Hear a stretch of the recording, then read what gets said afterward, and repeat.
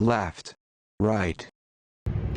Today's conversation is sparked by a neighbor of mine, someone in my neighborhood at least, who has a lawn jockey. That lawn jockey happens to be black. Is that a racist lawn jockey? Well, listen on to this episode, find out, share your opinion. Do you agree? Do you disagree? Let me know in the comments, and do not forget to visit SipTalkPodcast.com and buy us a drink.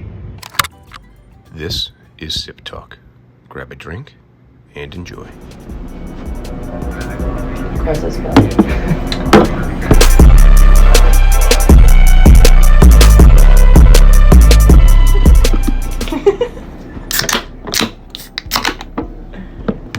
Cheers. Cheers. Cheers.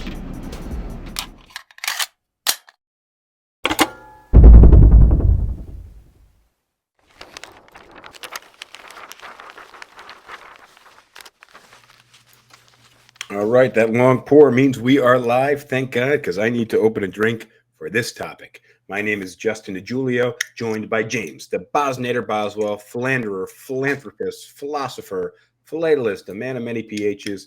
This is Sip Talk, episode 246. Here we go. Reluctantly, we are discussing race and politics today. Please join us live on YouTube, Facebook, Twitter, or Twitch. Do not forget to subscribe on YouTube or any audio podcast platform, and visit our website, SipTalkPodcast.com, to stay up to date with our bar trivia questions. We will give you the answer to last week's bar trivia question roughly halfway through this episode. It's our new ploy to get you to continue to watch and listen. James, how's it hanging down there in sunny South Carolina? AC unit in this house is on its last legs, man. I'm looking at. I'm probably gonna have to get it replaced for like $15,000 or some crap soon, and I'm not looking forward to it. That sounds like a lot of money. Is the whole condenser, the blower, You have the to. whole system? The AC guy said like that there's like corrosion on the coils, and it's just a matter of time before they just give out. And I was like, can I just replace like the inside part of it? And he's like, you can, but that's a dumb idea. I said, why? He's like, because then the outside part's gonna go at some other time, and like if you have one thing go, chances are the other thing's also about ready to go. So you might as well just get like the inside and the outside unit together and have all the work done in one go. Well, listen, I come from a time of television and VCR repair, man. I don't know. I'd price out both options, and I would get a couple of quotes either way. I understand it's a hell of a lot hotter. We just had some nice weather here in New York today, and it was very refreshing. It was kind of high 70s, maybe low 80s. Everybody was very happy. Moods were high today. What was the temperature down there? Probably low 80s, but it's way more humid down here. Yeah, the humidity is the ass kicker. So All right, let's get into it. I don't want to get into it, man. Let me ask you this, but This is your idea. Now you don't want to well, get into it. I don't even want to be talking about it, but yeah, it is my idea. For those of you who don't know, we often struggle to come up with topics that we find interesting. We know you don't, but we struggle to come up with topics that we find interesting, and sometimes we find interesting topics that are difficult to discuss. And today we're talking about race and religion, and these are difficult conversations to have any point in time, but they're especially difficult conversations to have on a public forum for fear of saying the wrong thing or not even. A lot of times you have these ideas in your head, and as you start to speak about them and articulate them, you're kind of learning and kind of exercising your ideas, and you learn that maybe they're not right, and sometimes you can come under attack. So I don't know. Where do you want to start? We're gonna start with Let's the next. start. Let's start We're with gonna start lawn with the next ornaments door and app. neck doors and. All right. Let me ask you this though. What are you drinking tonight? Natural light, first thing that I could find in my freezer. Well, not freezer, refrigerator. I bought some liquor over the weekend, but I need to restock on quality beer because Natural Light has never once been considered a quality beer. That is true. That is true. I don't even think, do they advertise their beer anymore? They might around certain college campuses. Well, speaking of quality, I got a bottle of Canadian Club. I think we should be the spokespeople for Yeah, Canadian Club. Canadian Club is the natural light of whiskeys. So I'm gonna hit up Canada Club and say I like Canada Club. I know you like Natural Light. Maybe I don't really like natural light. well, you drink it often enough. No, It's a I'll get Bush Ice because at least it's 6% instead of natural light being like 4.5 or something. well, I actually do like Canadian Club. The issue with Canadian whiskey is it's not regulated, so they can add flavoring and things like that, which U.S. whiskey out of Kentucky can't do, Irish whiskey can't do, and Scotch cannot do either. But I don't know. It's in Canadian Club. Tastes damn good. It's cheap as shit. So it is my go-to. So let's get into it. Let's start talking about race today. I told you I wanted to talk about this topic because I got a notification through the Nextdoor app. Now, the Nextdoor app is effectively a social media platform. It's not something I use very often, but I'm part of it because I'm a real estate agent. I'd like to kind of be able to log in and see what the community conversation is. Usually, the community conversation is somebody's car got broken into, which is not necessarily that close to my house. It doesn't happen too close to me, but I think we got like a 40-mile or 50-mile spread on it, which brings us all the way to Manhattan. Somebody's car got broken into, or what's really popular is I saw a deer this morning, or I saw a fox this morning. People, you see, there was one yesterday. A couple weeks ago, I got an invitation to join the Nextdoor app or the Nextdoor community for like the area that I live in, and I was just like, absolutely not, because I don't need to like hear about people seeing deer or people complaining about neighbors' kids running around being loud or anything like that. I just, to me, like the Nextdoor apps and like HOAs and just community associations are a way for people to be petty and passive aggressive instead of just actually confronting a problem. I think it just reinforces bad inclinations of people and allows people to be shitty without consequences. Well, that's a lot of social media. That's social media in general. It's rampant on Yes. Twitter. It's and the other platforms as well. Twitter is a pretty big one. But Nextdoor, there's a podcast. There's a post a couple months ago. I saw somebody's like, "Oh, I'd lost my car, or my car was totaled or something. I'm looking for a ride someday." And there must have been 150 comments, basically tearing the guy down, saying this guy's a piece of shit. Why is he asking for a ride? Or we've seen this guy, he's done it before. And then people defending him and people attacking the other people, and then people attacking the people that are defending him. And I was just thinking, like, how are there 150 comments on this guy asking for a ride to work? Well, that's why I don't want to participate in any of that bullshit. I just Well, think that it's toxic. you're not a big social media guy, and Not at all. I mean, I'm not a big social media guy in that I am anti social media. True. Well, so look, a lot of conversation on this Nextdoor app. A lot of it is pretty local about birds or deer or fox or the earthquake and aftershocks we've been having for the last couple of weeks. Well, all right, let's talk about this post, law jockey. The post that I'm talking about was a woman put a post up last week or so, and it said, "Hey, please sign my petition to have a racist lawn jockey removed from a neighboring property." And I looked at it. I read a comment or two. It said this racist lawn jockey is a black lawn jockey and is very offensive. And I immediately thought, oh man, it's a black lawn jockey. This white woman has made a post.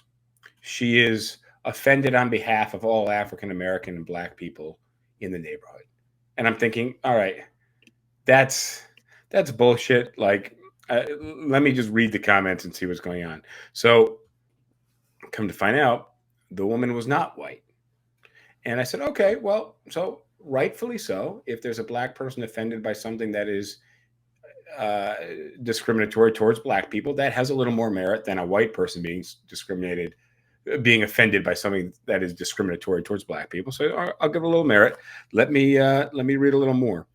Now, you and I are familiar with lawn jockey. Yeah, right? Because of Saratoga. So a lot of people, I just had a conversation in my office about it. They had no idea what a lawn jockey is. A lot of people don't know what a jockey is. So for background, And let me draw this out because I don't know this how is you my don't know what a preferred. jockey is. I can not understand like the lawn ornament, but This is my preferred topic. This is my preferred half of the podcast topic. So a jockey is not a pair of underwear, not a pair of men's underwear. It's a little guy, a lightweight, smaller person generally that rides in the back of a horse during horse races, whipping the horse to keep the horse moving effectively. You got to be pretty small because you don't want to weigh down the horse. And that's how they race horses. So it's a really where physically demanding job, actually. well, Like it's very intense. Like you're on a horse that's running, I don't know what, 40 miles an hour or so. 40 miles an hour. And you got to hold on to this horse with Keep limited. it pointed in the right direction, not bump into the other horses, and whip the ever loving crap out of it so it goes faster. I mean, it's just intense, especially for the period of time where you're racing around the track. Well, and also to reduce their weight, jockeys like before a big race day, like jockeys will fast for like 2 or 3 days or something. So they're also like severely malnourished while they're doing this because I was going to bring the wrestling element into it. Just like yeah, I remember wrestling after having not eaten for a day, and wrestling is incredibly physically demanding, where you're basically using every muscle in maximum force. It's fucking incredibly exhausting, and you got like 2 or 3 minutes, whatever the period length is, and by the time that's over with, you like just can't wait for that minute in between where you're like, I just need water. I need a second to let the lactic acid escape my muscles. So, but it's a very physically demanding, and these guys aren't 240 pounds or 180 pounds. They're like 5'2" and like 110. I was going to say like 98 pounds, but yeah, probably more realistically around the 110 mark. But smaller folks. So where I am from, we had a horse track, Saratoga, and you got a lot of houses, old houses, historic houses that have little monuments of lawn jockeys holding a lantern on their front lawn. I've pretty much only seen white ones that I can think of. I envision a lawn jockey. I think of a white lawn jockey, but this one here in New Jersey is black. So I started thinking, well, okay, so I don't see why a white person would be offended by a white lawn jockey. I can't see equally a black person being offended by a black lawn jockey. All right, I Well, paused let there. me ask you this question: have you seen a picture of it? Well, there we go. So now I do a little more scrolling through the comments. The comments are just people saying First Amendment rights. Somebody wants to have something on their property. That's up to them. We can get more into that in a little bit. Well, Somebody's first of all, saying, the First Amendment only applies to government regulation of speech. It has nothing to do with like private well, enforcement. what they're doing is they're signing a petition to ask the government to get this person to forcibly remove it from his property. That's the goal of the petition. But realistically, it was just saying, it was a post saying, here's my perspective. If you agree with me, sign the petition. It wasn't saying, here's an open platform. If you don't agree with me, please share your opinion. Okay. But the way social media works is that the people that did not agree started attacking this woman. Can you pull up a picture of this? Of the lawn jockey? Yes. Okay. Well, let's see. Because I think we'll get there. We'll get there in a minute. No. It's really important. I want to introduce the image in a second. So here we go. We need to move this along. We're already 13 minutes in. We're taking too much time giving background that people don't need. All right. So you got a black lawn jockey. I start reading some of the articles, and they say black lawn jockey is to represent George Washington. Had a 12-year-old boy, black boy, that wanted to join the army doing something, and he said, "Sorry, boy." He said, "Sorry, boy, you're too young. Watch the horses." So this kid said, "You know what? I owe it to Washington. I'm going to watch these horses all night long." So Washington returned the following morning. This 12-year-old boy had frozen to death. So for whatever reason, this boy is kind of immortalized as a statue. He's a small statue. He's a little boy. He's 12 years old.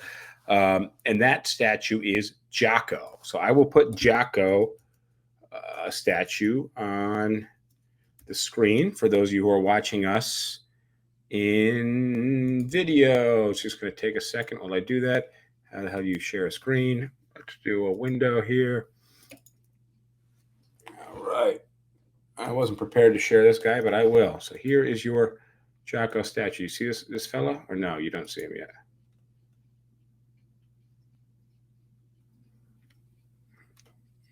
All right. Okay. All right. Hang on. I'm pulling him up. So Yeah, here on the pull right up a side of your bigger picture screen, 'cause I can't really see.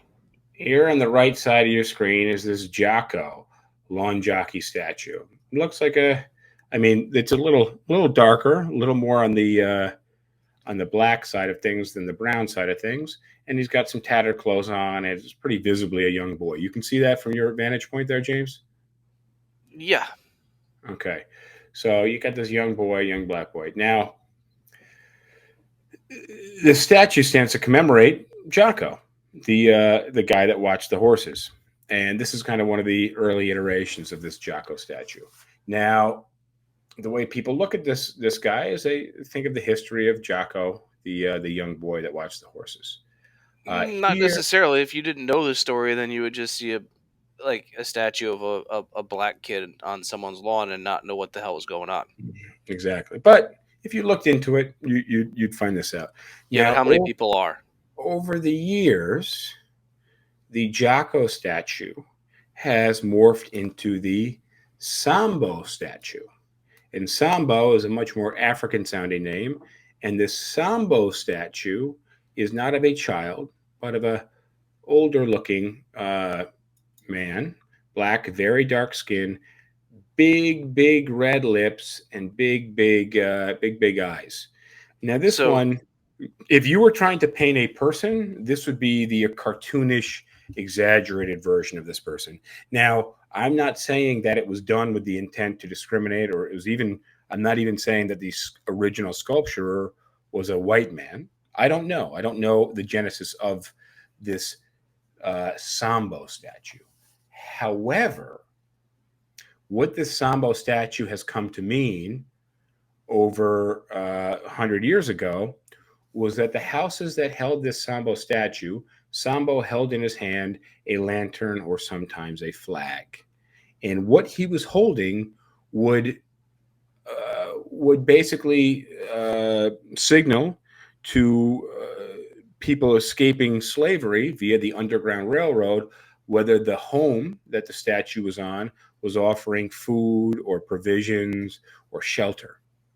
So this statue over 100+ years ago stood to basically say we welcome slaves and people on the Underground Railroad, given it is a kind of cartoonish depiction of a black person. I can see an argument that depiction has many racist tropes in it. It does feel that way. It feels very cartoonish, especially when you contrast it to the original Jocko statue. The original one doesn't appear too racist to me. The Sambo one definitely does. The Samba one has these kind of very big red lips, very big. The big red lips is the one that cartoonish eyes. really screams racism to me. But so here's what happened. I'm going to unshare the screen here. They're trying to sign this.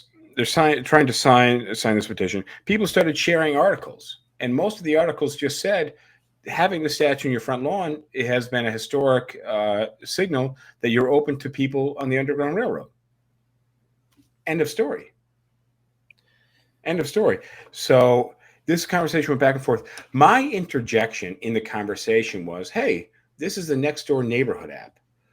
Rather than signing a petition and talking about this person behind their back, if it was me who had something questionable on my property, I'd hope somebody would just knock on my door. Let's have a talk like adults. Somebody would knock on my front door and say, hey, this is how we feel. This is our perspective. Can you share your perspective? Now, imagine the homeowner was a black man. Then would that entirely change the conversation? It might. I would think it very much would. So the house that the statue was on is from 1790. So I actually found the address. I Google mapped it, and I looked at the house, and there was a historic plaque in front of the house and some American flags. Now, most people know for the last decade or so, An American flag meant that you were a staunch Republican and Trump supporter. But that's not always the case. American flag could just mean that you are a historic house. And in this case, it's a very historic house. It's 250 years old. And it was very well preserved. And the owner, we'll go there in a second, the owner was really interested in preserving the history of the house. So, and I looked at the statue, and it didn't have bright, big painted lips and big eyes. It was just pretty old and decrepit and beat up and weather worn. End of story. You guys are telling me to move a little faster on this. So listen, I sent some comments. Yeah, you're giving too much detail that's not interesting. Okay, we want to talk about the points that are involved, not the background. Couple people liked my comments about how we should reach out to the owner. So what I did was, with my real estate tools, I looked up the owner's information. I found his name. I just typed the name into Facebook. I found the guy on Facebook, and I sent him a message. I said, hey, man, I don't know if you're aware, but there's a huge conversation with 100+ comments about this statue on your front lawn. Just thought I'd bring it to your attention. So the guy looked me up. I'm a pretty public guy. Found my cell phone number and gave me a call at 8 o'clock the Sunday night. I talked to the guy for like 25 minutes on the phone, and he said, so when I bought the house 20 years ago, there was some interest in the statue, and the local newspaper did a story talking about the historic relevance of this and how it meant that the house was a stop on the Underground Railroad. End of story. And I kept the statue because it's part of the house. And I said, well, you understand the conversations going on. There's black people being offended because of the statue, and it's kind of this arguably grotesque depiction. And he said, look, man, I'm gay and Jewish. I certainly understand discrimination. I was a state congressperson, and he had this kind of political history in his past. He said, I'm no stranger to being offended and being part of this conversation, but I'm not taking it down. I don't think that somebody's opinion as to what I'm doing on my property is their opinion is their business, and this is my business. And that's where I'd fall on this. Is like I look at this in the same way of like in my neighborhood, there's a number of neighbors that have Trump flags and stuff up on their property. And I'm not going to say anything to them. It's their property. They could, I personally think that you putting a Trump flag up is advertising to the world that I am a terrible judge of moral character. But they're free to advertise that, and I don't care. And when it comes to this statue or whatever, it turns out that the history is anything but racist. But you need to be learned on the facts here, and it's something that requires a fair bit of research, and you're not going to get that on some dumbass social media profile where people just draw conclusions from one image. But let's move on to this next one, because this is we talked for 15 or 20 minutes on the phone about this, and I think we'll get some more engagement on this because it requires less background and less nuance. Right. Since we're doing a pretty hard transition, let me hit the bar trivia from last week. Fair enough? Yeah. Anagram swerved as she skidded over the broken glass, blowing 2 of her tires. She stopped the car, and suddenly her door was yanked open by a masked man demanding her cash. After taking her money, he ran off into the woods. Seeing a gas station in the distance, Anna began to walk. She arrived to find Clyde, fast asleep in his chair. She woke him up and said, "Excuse me, mister, but I've been robbed, and I have a couple of flat tires. Can you help me?" Clyde yawned and replied, "Lady, I just sell gas. But my brother Jep, he owns a service station up the way." He got up, shuffled to the phone. Moments later, he said, "Jep is on the way with some new tires." They arrived at her car just as Jep was installing the new tire that Clyde had requested. Anna paid Jep with her credit card and immediately drove to the police station saying someone was to be arrested for robbery. Who and why? James, you said that's an easy one last week. You said, "Oh, I got that. That's right, easy." I'm going to say it's Jep, that he put the glass in the road so that way he could get business for selling his tires. How would you know it was Jep? Because he already had the tires in his car. People by approximation. know 3 people But- in this. Yeah, but also the fact that he was already installing the correct size tires on the car. The fact that Jep knew the location of the car and the details of the tire size and was already on the way to the car is the giveaway here. So yes, Clyde and Jep were in on this together. Without seeing the car, they would never know the size of the tire to order nor the whereabouts of the car. All right. So with that out of the way, with that out of the way, time to talk about something that everyone will agree on: Israel and Palestine. I so badly don't want to talk about this, and I will preface very little, and that's almost intentional because of the contrast in opinions and the people that are friends of mine on this topic. Well, but lead the way, James. Lead the way. I want to start with the post that you shared of somebody showing a picture of. All right. Do you know what university that picture is from? I thought that was CUNY, the City University of New York, or Columbia University, but really I didn't look at. Well, it's a picture of one of the protest encampments at a college somewhere in the United States, and the person making the post notes that most of the tents, probably 90% of the tents, appear to be the exact same model tent. Yeah, there's about 40 tents or so, and about 3 of them are not the same as right. As the I said other about 90%. Yeah, do the math. I'm right. Yeah, no, I'm decent at factors of 2 there, but I'm just saying I'm trying to paint a picture that you've got 40 and or so. This person is trying to make the point of like, hey, how is it that all these college students were able to get the exact same tent at the exact same time, and is trying to call into question whether this is like really a grassroots protest or whether these protesters are being funded and that there's people behind these protests that aren't college students. And to me, first of all, it's a complete red herring because they're not addressing anything that the protesters are actually saying. They're trying to distract and say, well, where's the money for these encampments and stuff coming from? That's irrelevant to the argument. It's a complete distraction. So fallacy number 1, red herring. Okay, but on that, what I said was they have a point. I have not been to a store in the last 15 years that can carry 37 of one item in inventory.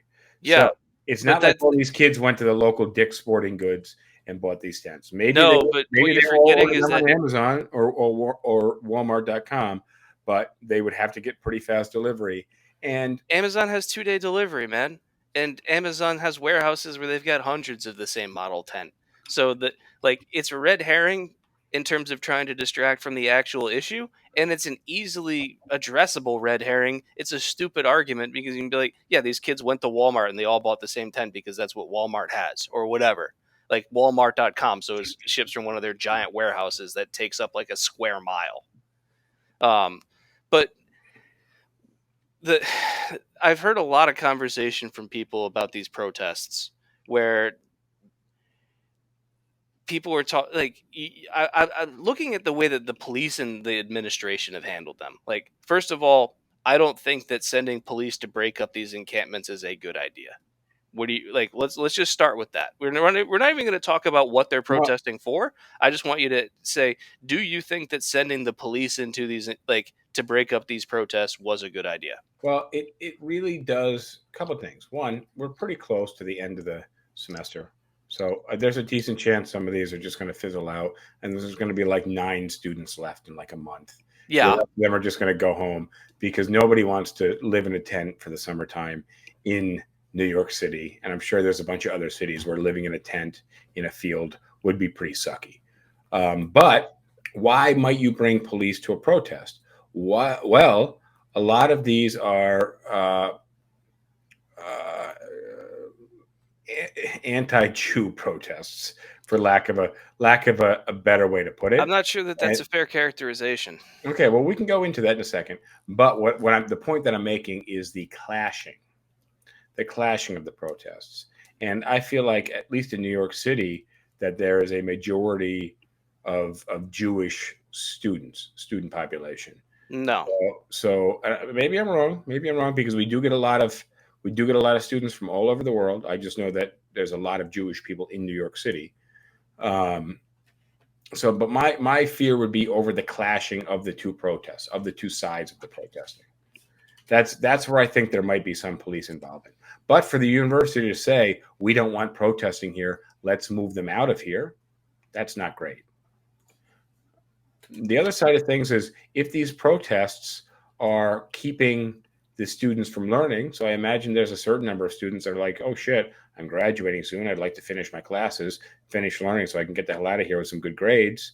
And then the protests are disrupting classes and blocking entry to some of the buildings, some of the classes. I think there might be a need for police presence. Yeah, and this is where, like, I think that the reporting has been really, really poor, because it's really hard to tell how, like, what these protests are actually doing, because, like, I feel, depending on which side of the political spectrum the news organization is, they're reporting on these protests in very different ways. And from the right wing side of things, that is opposed to any protest of anything Israel does, they're going to show the protesters that are chanting pro Hamas slogans, and that, I think, it's pretty indisputable that there's been some of that, and that's not good. However, I think that the vast majority of the people that are in these protests don't agree with those. And so you have a small but vocal minority within these protests that are giving the majority a really bad look. And so when you see footage of some of these things that happen at the protests, I feel like it's very easy to misrepresent what the protesters are doing one way or the other. And I think now we should really talk about what are the stated goals of these protesters. And we're going to talk specifically about Columbia University here, because there's actually a good historical thread to go through. Yeah, okay, fair enough. And that goes back, I think, like 60 years. But hold on protesting, because I was living in Manhattan during the Black Lives Matter protests. Those were kind of the biggest protests that I was ever part of, where you had several blocks long people shoulder to shoulder in the streets, protesting, chanting, signs. But then there were areas where it got pretty rough, where push came to shove, and people started throwing bricks through windows and looting stores. Not so much in Manhattan, but it was happening across the country. And I had thoughts like, I think most of these people that are pro-cause here are not the ones putting bricks through windows and looting the stores. I'm sure absolutely not. And I can speak there to are some. Hang on, sure there are some opportunists that are saying, "Hey, there's 9 people looting an electronics store. I want to go get some electronics for free if everybody else is doing it." But I don't think the majority had the mentality saying, "Hey, do some damage and steal some free stuff." No, I actually knew somebody, because they're like the George Floyd protest and the Black Lives Matter protest. There was a looting, like a big looting of like all of King Street in Charleston, and I knew somebody who like was part of the looting, and he was like, I don't give a shit either way about the protests, but like I live a couple blocks from there, and I was like, I saw that a whole bunch of people were breaking windows, and I was like, I can get some stuff. I'm not supporting that, but I think that is really shitty, because the thing is, as a small business owner, it's I had some accounting clients who had damage to their businesses. Yeah, and not all these companies have the insurance that you think that they do, and they have pretty high deductibles, and it can do some. Not every business owner is earning millions of dollars. Some business owners are earning effectively. I mean, these businesses were doing pretty well. But they were on King. I They were think on King whether or Street, not the which is- business was doing well has no bearing whatsoever on whether or not it's right to throw a brick through the business. Because for one, these businesses aren't the part of the problem. Like these exactly. businesses aren't part of Why, the like. why Even no if one you want to black? talk about like Yeah. police discrimination against black people, which is very real, like these businesses aren't a part of it. Why are you breaking their windows? I mean, if I had a real estate business that was a storefront in New York City and somebody put a brick through it just because I was white or just because it was a business on the street, Well, yeah, there would never have been an opportunity for me to air my opinion on the matter and police well, brutality. and I'm not saying that this would be justified, but if you're gonna like if you're pissed off at the police for abusing black people, like the only place that would make even remote sense to put a brick through would be like the police station. Like I'm not saying you should do that. Or a police car. Right. I'm not saying that you should do that, but like putting a brick through a random liquor store on King Street, like it only delegitimizes your position. Because that's true. So But that's the argument that the other side was making, and the argument why some people saying there were some mischievous, malevolent people placed to do these things to basically take away from. No, I don't think it has anything to do with people being placed there. You're going to have a small portion of the population that's just assholes and are going to take an advantage of a situation to be more of an asshole. All right. So now, with these protesters, let's talk about what the actual issues are with these protesters, what they're asking for. Because if you ask the organizers of these protests, what's your goal? They will say, we want our university to disclose all of the investments that it has in its alumni fund and its endowment in businesses that deal directly with or manufacture weapons for Israel. And we want our institution to divest from those companies because we don't feel it's right for our university to effectively take blood money. That would be their argument. Mm-hmm. And you can look at 40. And this is which perspective? This is the protesters. And the protesters are of which camp and which religion? All. Like it's not the protesters not exclusively one religion. Well, these protesters you're talking about in this scenario are not Jewish protesters. No, there's Jews that are part of these protests as well. Probably a smaller portion of it, because here's the thing, and this is where like the media representation of the protesters is problematic. Is depending on which news organization you're listening to, you can find video clips of the protesters chanting pro-Hamas stuff, or you can find the protesters peacefully protesting and arguing just for the divestment and disclosure of investments. And so the reality is, in this group of protesters, you're going to have a wide range of views in terms of what they think should be done regarding the Israel-Palestine situation. Some of them are going to be super pro-Palestinian and probably pro-Hamas. Some of them are going to be pro-Israel, but say, hey, we need to be realistic and say that Israel's doing some things wrong. It's my understanding that these protesters are pro-Hamas and anti-Jew. But that's not the truth. Some of them are, but not all of them. And that the quieter protests that have been going on since October are pro-Jewish protests, and they're much quieter. And that over the last several weeks, this pro-Hamas protesting groups have started gaining traction, and it's becoming an issue because the universities have been okay with these Jewish protests, but not okay with the Hamas supporting, the Muslim supporting protests. But that's a misrepresentation. There are certainly people within these protests that are pro-Hamas, but that's just to say that the protests are pro-Hamas is to say that the Black Lives Matter protests were pro-window breaking. Just because an element of it exists within your contingent does not mean that that is what your contingent is about. We have a potential guest here. We're trying to figure out how we can get them on. I'm curious their perspective, but we have damn. I dropped the ball again here on Rosh. We get Rosh, by the way, feeding your comments from TikTok and Instagram. He's watching on the back end, and he says we have somebody who wants to join. So we're trying to figure out if we can get them a link to pop in here.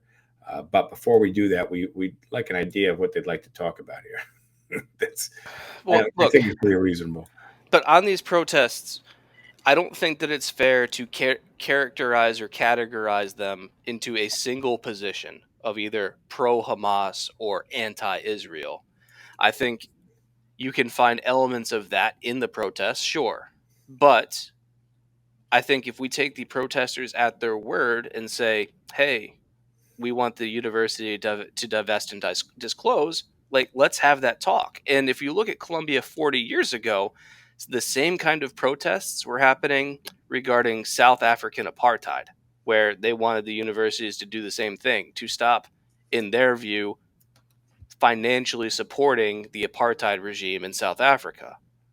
And 20 years before that, they were protesting the Vietnam War and the war crimes that we were committing in Vietnam and sending, college age kids via the draft to Vietnam. And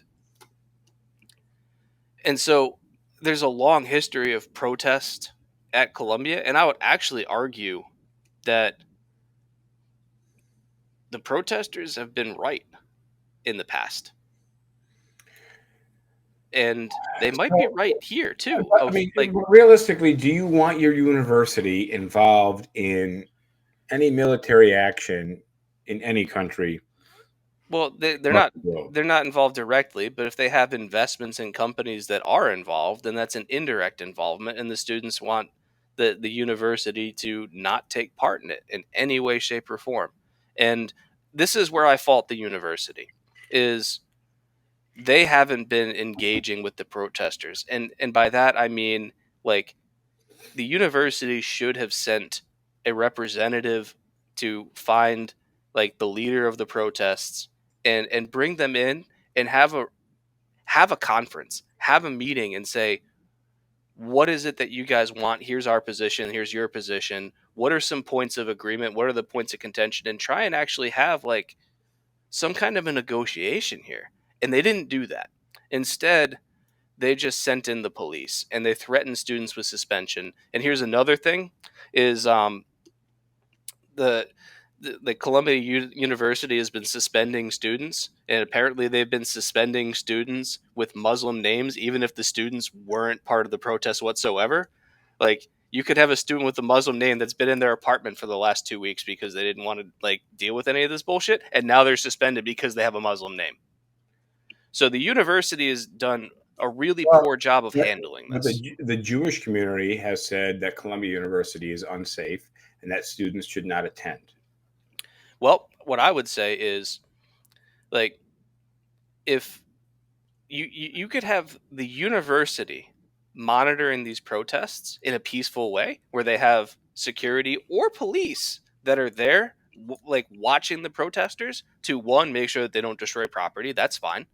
And two, if you start to get chance or genuine hate speech against Jews, which has been documented, there has been. Yes, I'm acknowledging that has occurred, what I'm saying is, you could have police or security remove those people that are engaging in the hate speech without dismantling the entire operation of the protesters that are following the rules and protesting peacefully. It doesn't have to be an all or nothing response where we're going to blow up the entire encampment and arrest everyone that's involved. Why not single out the bad actors, remove them, and then engage civilly with the protesters that are trying to raise what I think is a legitimate point?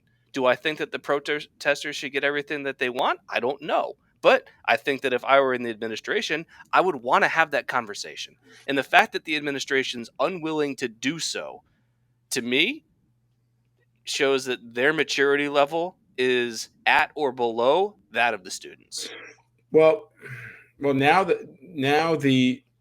I think as of today, Columbia turned all classes remote. Did you hear this? No, but it doesn't surprise me. And there's a lot of people involved in these protests, and a lot of them are not Columbia students.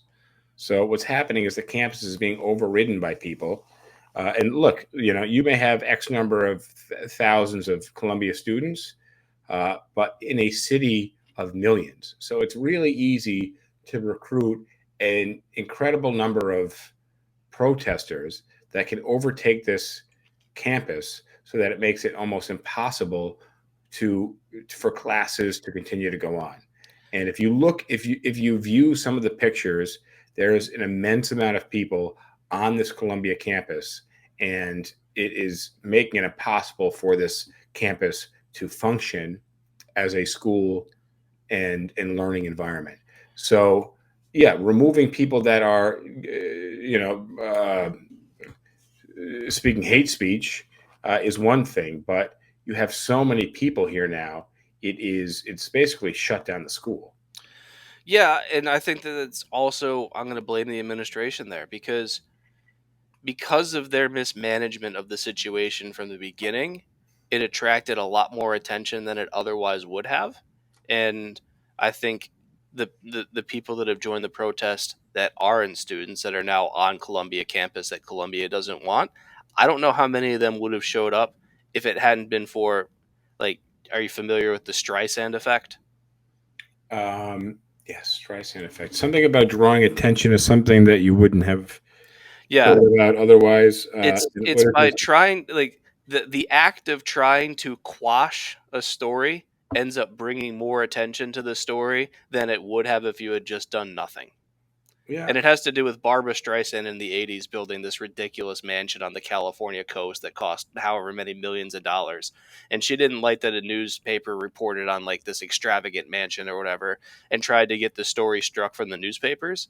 And in doing so, she drew so much more attention to herself than if she had just ignored the story. So that's the Streisand effect. And I think that the university is suffering from it right now, where if they had just let the students kind of have their encampment and just basically be like, you know what? They're college students. They're going to get bored of this after a week or a week and a half because living in a tent in New York City sucks. Like, if you just Especially, kind of, by the way, the temperature, the weather that we're having right now is like 29 degrees at night and 80 degrees during the day. So yeah, that's April miserable. temperatures are So not if cool. they had just said, you know what, hey, like, send a team of 3 or 4 people into a conference room with us and let's talk about this and let's see what your demands are and see what room we have to play with here. Again, if you can just ameliorate some of these concerns, I don't then know though. I don't know no, that but entertaining the conversation would have helped. I feel like Columbia really could have done no right here. And the thing is, you were dealing with a bunch of Muslim and Jewish students who are on different sides of a war, and it's really easy for a 19 or 20 or 21 or 22 or 23-year-old to slip into hate speech or to join a group and try to prove themselves amongst that group by saying the most severe version of right, whatever but point. those aren't the people you're bringing into the negotiating table. They're not the people you bring to the negotiating table, but you have to like strike the perfect vein of gold to get these people at the right time before things explode into and diverge basically. Even if I accept your premise that Columbia University was in a lose-lose situation once these protests started happening, you can still, even when you have a lose-lose situation, you can pick the side of the loss that is not as bad, and they still couldn't do that. Well, Columbia, I will agree with you that Columbia did drop the ball big time. But I'm also saying that the state of this country right now and the state of Israel Hamas is just this polar opposite hate on both sides. There's no middle ground. I think us trying to have a conversation about it is doing our best to try to find some middle ground and just understand what's going on. But even still, I'm looking at some of the TikTok comments and people just not even happy that we're having this conversation. And Well, we're they not. can be unhappy that we're having this We've had conversation. That's fine. you and I in this entire conversation, 40 minutes into it, haven't even leaned in on either direction saying one way is right or the other way is right. Well, you know what? I'll do It's that me. right now. Ah, fuck. No, I'm going to do that right now. Well, I was going to say I'm we going to had rewind we the had a clock 6 months. conversation.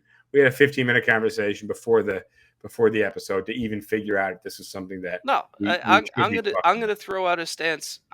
Rosh, no, I'm not gonna be careful. All right. 6 months ago, Israel got attacked by Hamas. Hamas was wrong for doing that. Very easy to say. What they did was indefensible. Now, prior to that, Israel had a long and documented history of mistreating Palestinians within Gaza. And there's no justification for the way they were treating Palestinians, which led to the conditions where people would be amenable to violent measures from Hamas. So when you mistreat people long enough, eventually they will lash out. So it's a frog in a pan of water that's slowly heating. Except in this case, it's not a frog who's going to boil to death. yeah. It's a Now, population of people that are going to strike back. Now, after Israel was attacked by Hamas, they had every right to retaliate in a way to reassert their own ability to defend themselves. However, it's very clear that they have taken that ball and ran off of the playing field and have used the Hamas attack as an excuse to commit just a whole bunch of atrocities with the supposed justification that they were attacked in October.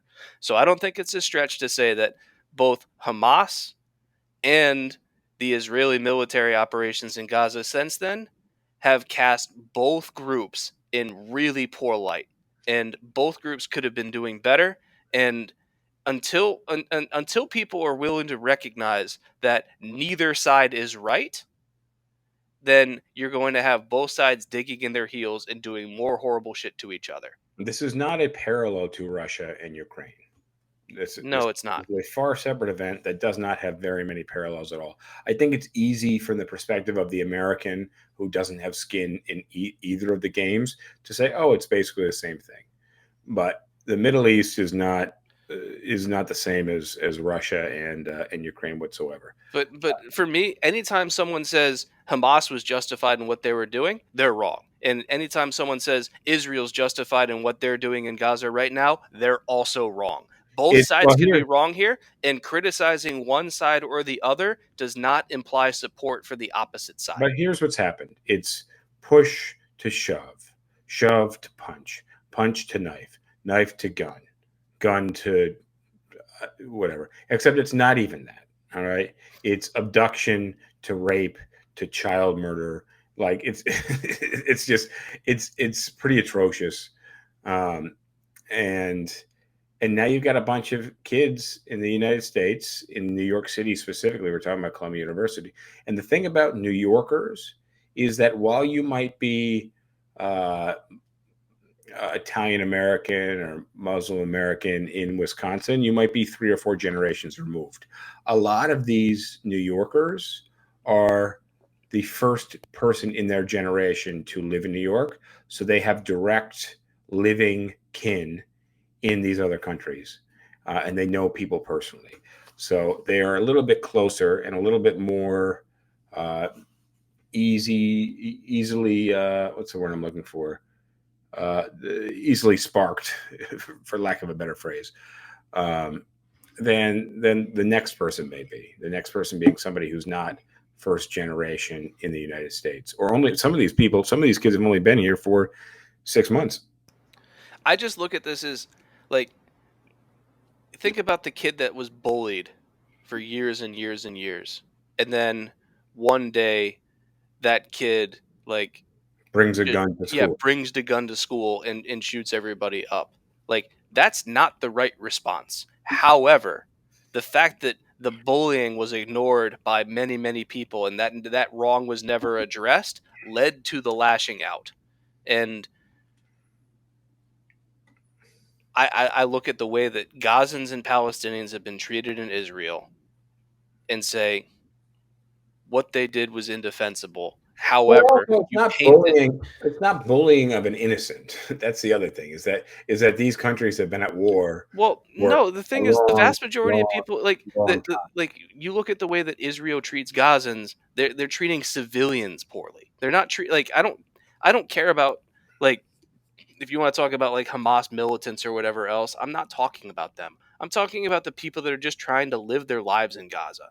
And you know what? The last time that Gaza even had elections was like 18 years ago. So the people in Gaza haven't even had control over their own government anyways. They don't have a say in how they're ruled. Hamas last won an election in 2005.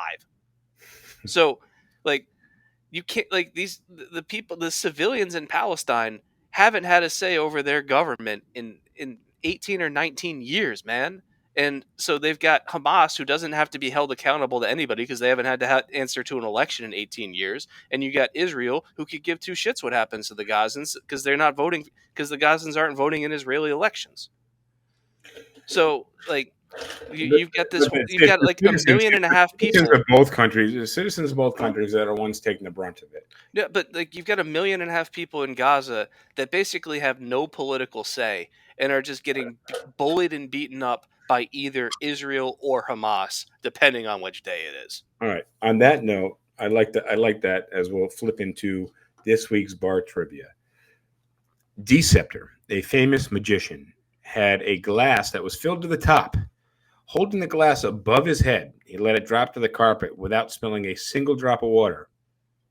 How could Dee Septor manage to drop this glass from the height of over 6 feet and not spill any water? I'll read it to you again. Dee Septor, a famous magician, had a glass that was filled to the top. Holding it above his head, he let it drop to the carpet without spilling a single glass of water. How could Dee Septor manage to drop this glass from over the height of 6 feet, not spilling a single drop of water? I'll leave that here. Now, if you're interested in answering that bar trivia question, you go to our website, SipTalkPodcast.com. No, he was not doing a headstand. SipTalkPodcast.com. You scroll to the bottom, and that is our weekly bar trivia, and you can answer that question. We will get your answers. The winner will get something special. Was the water ice? No, it was not. Thank you for some of your potential answers here. The only reason I'm entertaining them is because they're wrong. So look, I think we can have this conversation on air because it's an interesting topic that some of our listeners and viewers, i.e., my mom, might be interested in. So we want to start drinking the same drink on air, which is tough to do because we are 1,200 miles apart, something like that. It's like 650. 600. I thought it was closer to 900. If you drive from Charleston to Albany, it's about 900. But if it's a straight line between Charleston and New York City, it's like 600 or 650. All right. Because roads don't always go straight. Roads don't always go straight. Yeah, I've been on some. Unless you're in Nebraska, in which case all roads go straight for a long time. I mean, you know about my Kansas trip, and Colorado trip. There's a stretch of I-80 in Nebraska that is dead straight for 80 miles. So look, we want to find some drinks that we can drink simultaneously on air. I am curious if anybody has any ideas, any bottles that we should be drinking on upcoming podcasts, any beer suggestions or liquor suggestions. Someone's going to suggest Everclear in the hopes of committing murder. Yeah, Bacardi 151, 181, 151, 151. Everclear is 190. Yeah, Everclear is worse than Bacardi. Everclear is a vodka. Bacardi is a rum. So I'm curious if anybody has their opinion as to what we should be drinking on air. And if you know any distillers that would like us, you got a huge audience here of. Rosh says Molson, which I would love. I can't find it in Charleston, man. No, Molson is a tough beer to find. We talked about Molson last week. Molson is a good beer. Molson is a rocket fuel type beer. It's got a lot of alcohol in it, and it's a good beer. It's not a high alcohol content lousy beer. Molson's it's gonna become like my white whale. I thought your white whale was that neon sign. But what's that beer? What's the beer you like? I'm sorry, I lost. Oh, Busch Ice. Busch Ice. Your Busch Ice. Oh yeah. Anybody has seen a neon sign for Busch Ice? We are looking. I've been looking for a year or two to find a Busch Ice neon sign to buy for James. Very tough to find. So again, I did get a new sign for the garage though. I got the slow children playing with the two children on the same side of the seesaw. That's good. What do you think though? What should we opt for liquor? Oh boy, that's a hard I question. I don't want to do an expensive bottle because I drink a lot. Yeah. But I don't want to do a really cheap bottle or something that I feel like compelled to mix. I want something I can drink straight. We should reach Ooh, out. you know what? I got our first pick. What's that? Drambuie. Dude, I can't drink Drambuie by the glassful. What are you, No. nuts? I could do it like the teaspoon. It's like medicine. Yeah. It's tasty medicine. That's tasty medicine. All right. Should we give the answer to last week's trivia? We did. Yeah, we already did. That was 30 minutes ago. Where were you? So this is our close music. Thank you guys for joining. Thank you, Raj, for feeding us your comments live. We will see you next week. SipTalkPodcast.com. Adios. All right, you made it this far. Was my story about the lawn jockey boring, or you want to hear more? I like PBR. I just got priced out of it.